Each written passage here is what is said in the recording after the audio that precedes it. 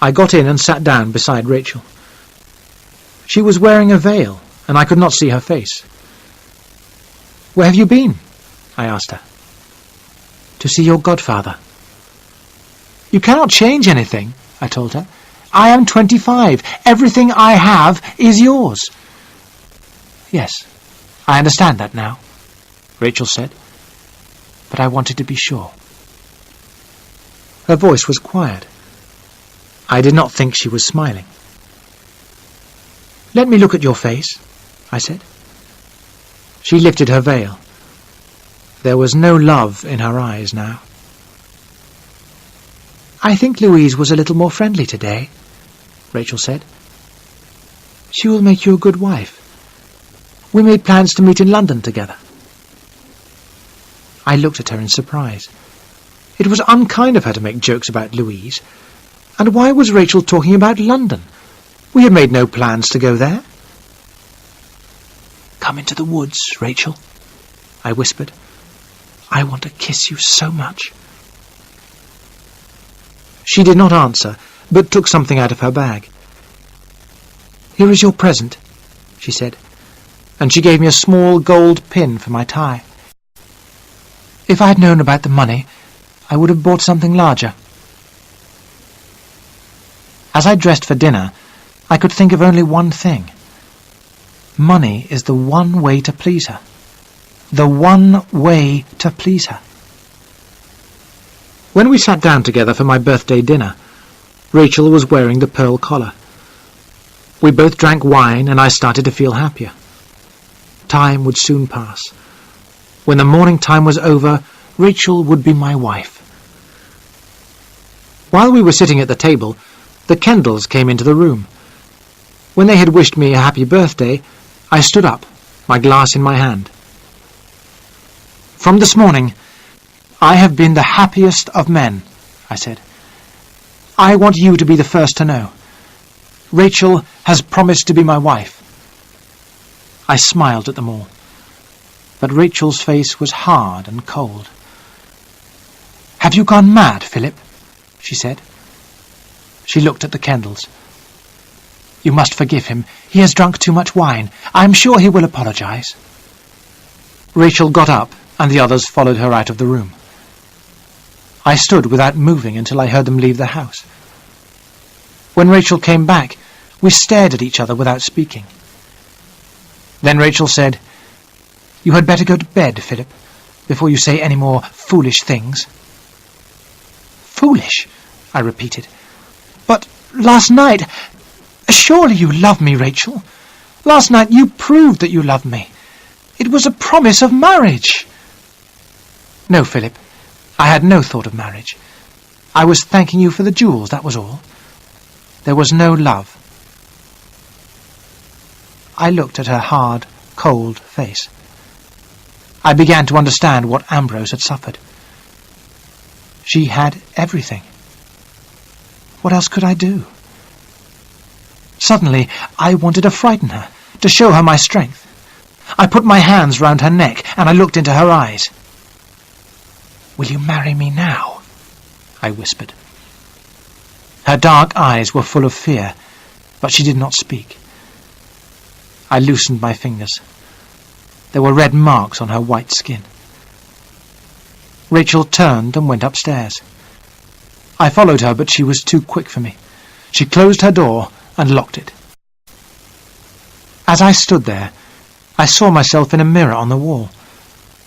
There I stood, tall, awkward, white-faced. But was it myself or Ambrose standing there?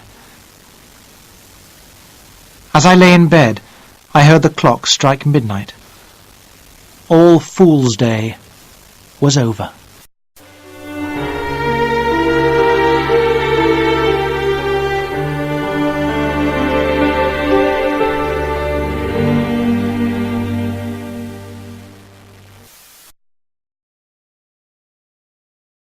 Chapter 13.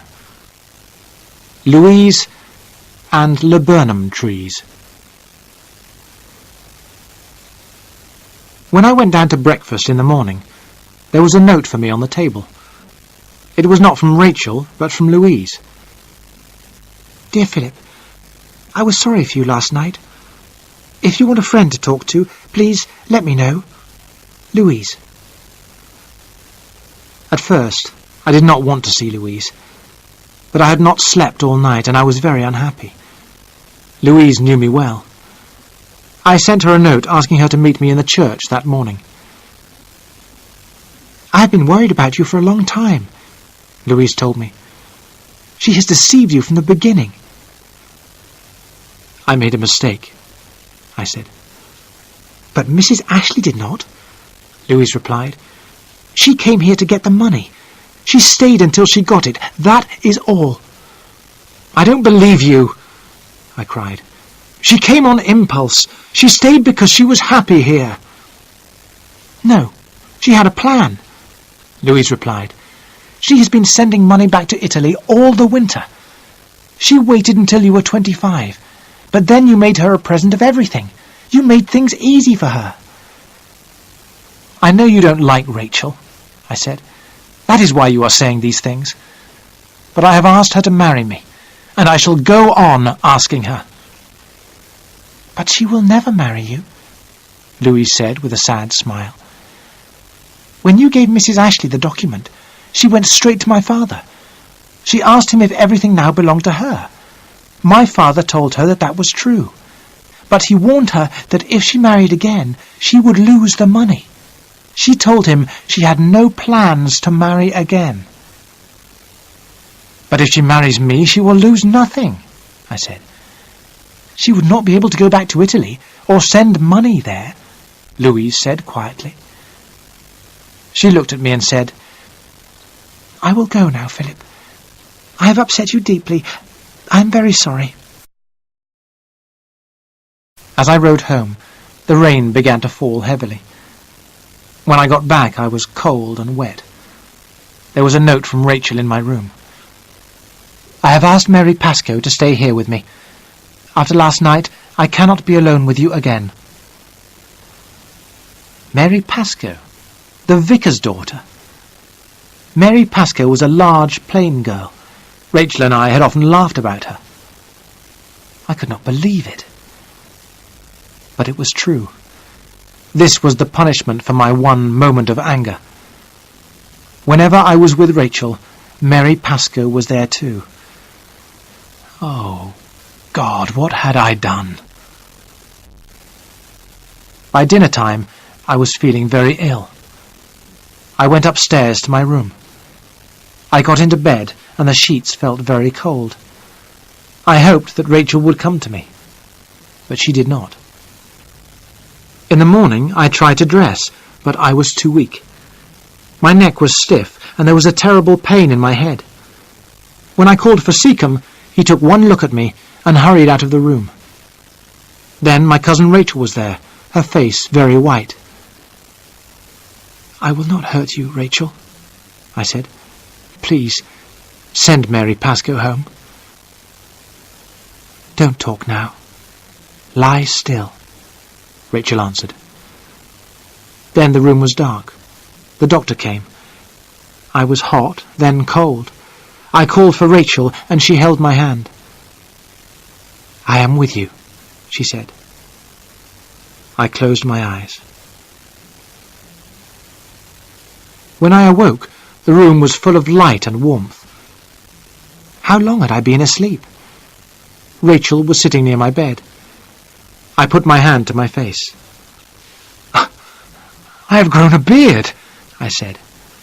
I began to laugh. At once, Rachel was holding a glass to my lips.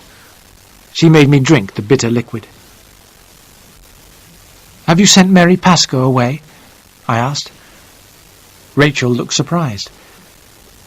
She went away 5 weeks ago, she answered. You have been so ill that you nearly died. The doctors could not help you. Your strength and my medicines saved you. I lay there with her hand in mine. I could not speak. 5 weeks had passed, and I could remember nothing. Only that Rachel and I had been married on the day before my birthday. We had kept our marriage a secret. But in 2 months' time, Rachel would be